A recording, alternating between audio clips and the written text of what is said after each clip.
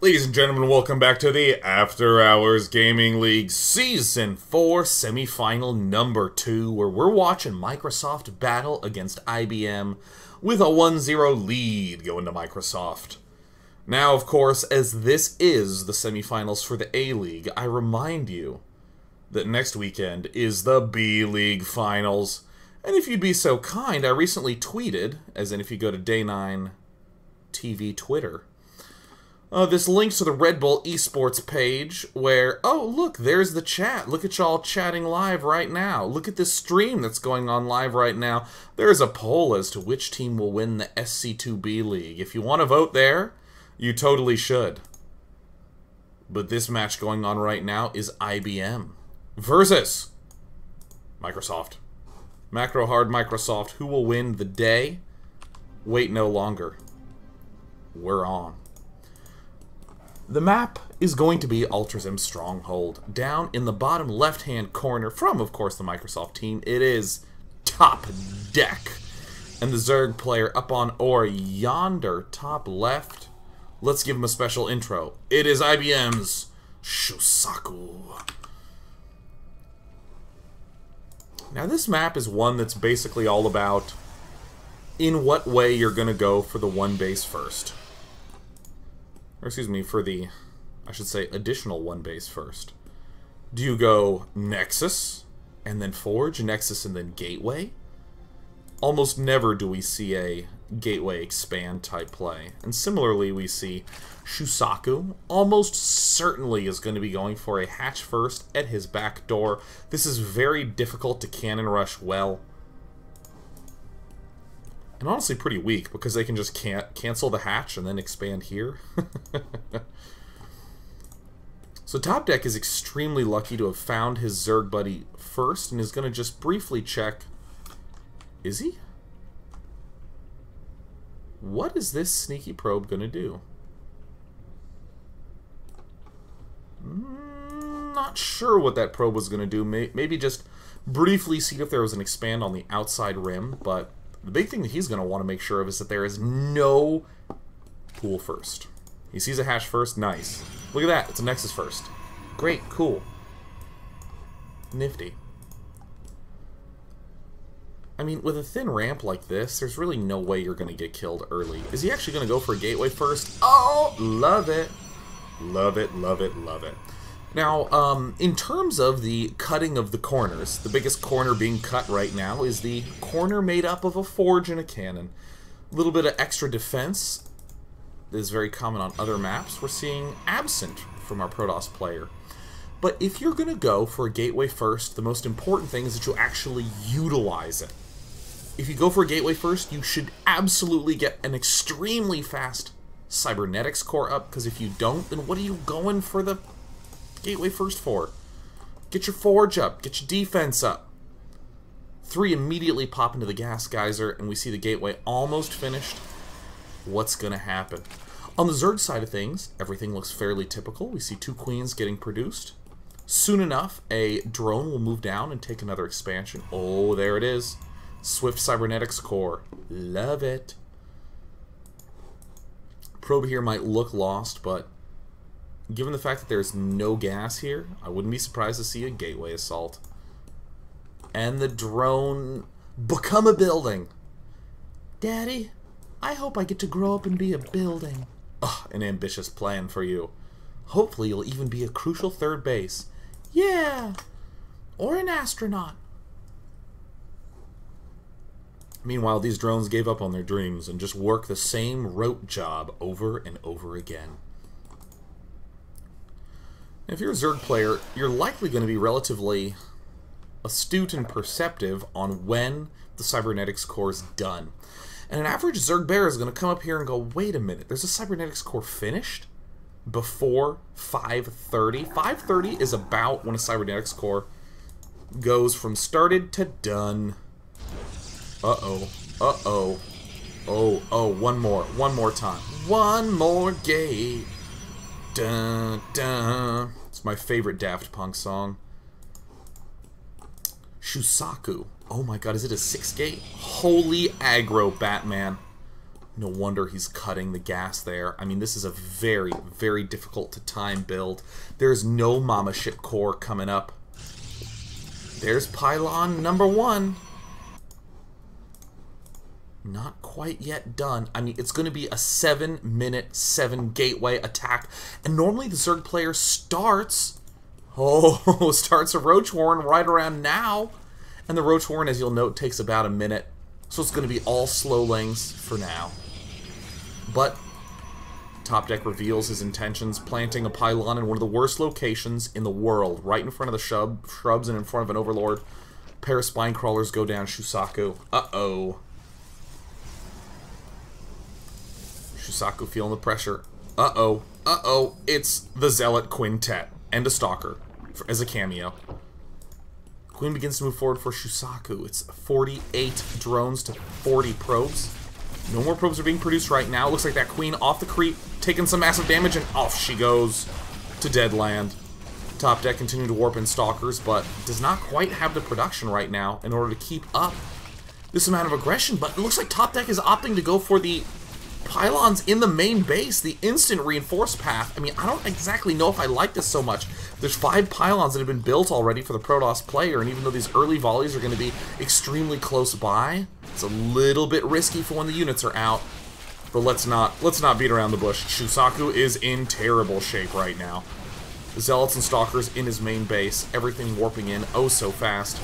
Drones trying to take down Stalkers. They weren't born to do that, and we see a pair of Queens at the backside showing up to the front. Hatch actually looks like it's going to stay alive and in the main base. Wow. Wow, actually these roaches might be just what he needs. The drone count is falling dangerously low. He needs to pull those back because even if these drones will help him stay alive, he needs the economy to be able to withstand future volleys. 12 more lings coming out. Needs to get dudes back into that gas and make sure those roaches don't die. Get back, little roach! And he, doesn't manage to do it. 3 roaches still remain. Will it be the endless 7 gate? It may very well turn into the reality that this Zerg player faces. Shusaku, I think, is starting to slowly stabilize, and the real danger for Protoss is that he doesn't have any additional gas geysers. This could turn out quite horrible for the Protoss player if Shusaku manages to defend it. The Roach is still taking significant damage. Lings continuing to pick off this Zealot army without any speed upgrade at all. No gas. Means no roaches. Stalker's going to be able to target fire, pick off the big damage dealers in this force. The roaches are going to fall again. And the continued rallied lings from Shusaku. Not doing it. Oh, Microsoft. A little bit of cheese. Why not? Only 6 drones mining minerals, 13 over here.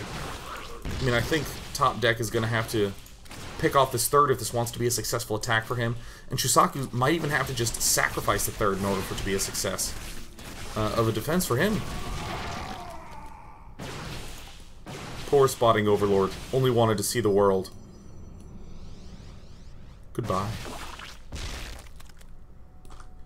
Amazingly, it looks like Shusaku has stabilized. I mean, units lost is showing a little bit more for Zerg. Roach count is starting to get a little high. We see the third queen there. Will she get another vomit off? That can be pretty nice to have that brief boost of the larva, but the hatch has to stay alive for it to be of any value, and down she goes. And the fairly standard follow-up for Top Deck is going to be the robotics facility. When in doubt, robo it out. I'm going to pretend that I was parting all along, and I'm going to go with the Soul Train.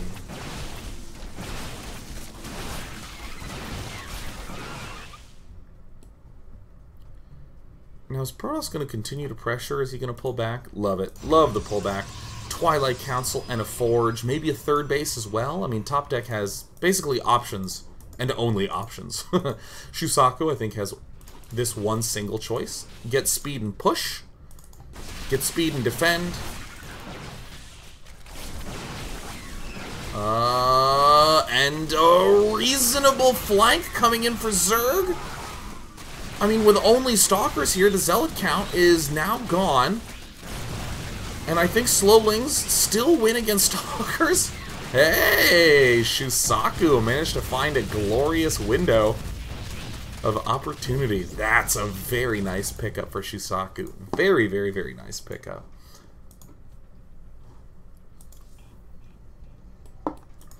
Immortal, Blink, all the standard pieces. Protoss is typically going to do is just take a third base and chill and remain calm and not lose their marbles.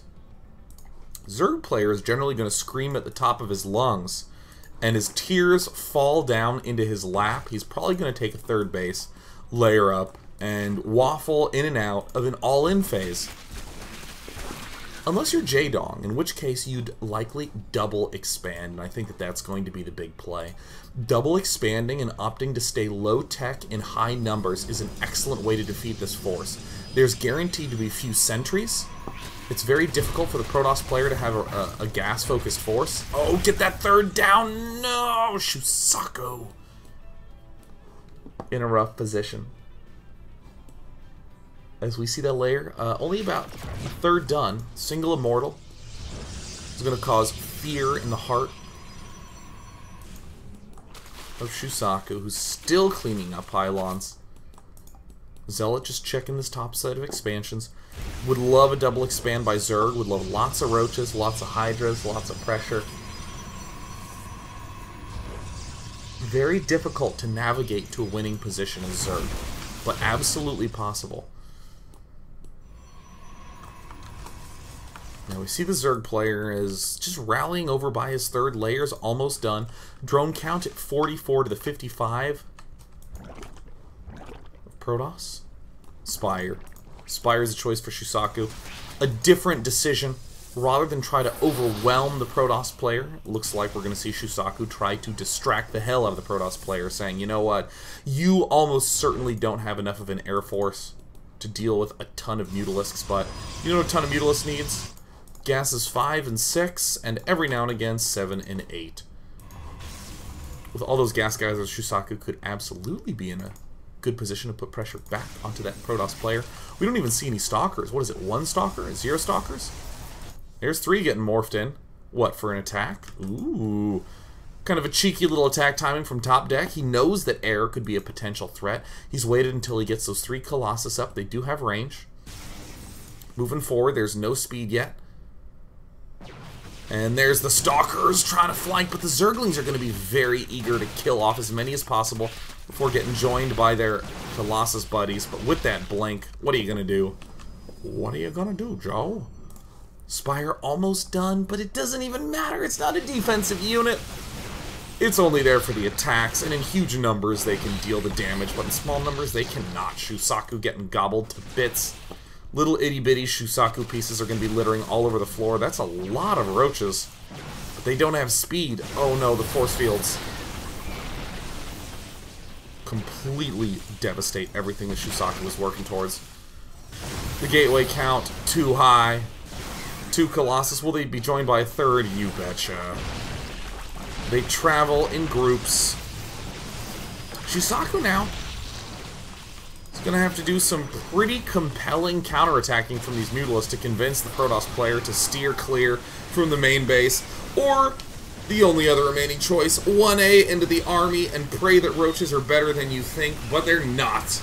And therefore, IBM falls in another match, and Microsoft leads the series 2-0. The historically best team in the AHGL, bringing out the big guns, and have yet to lose a single map.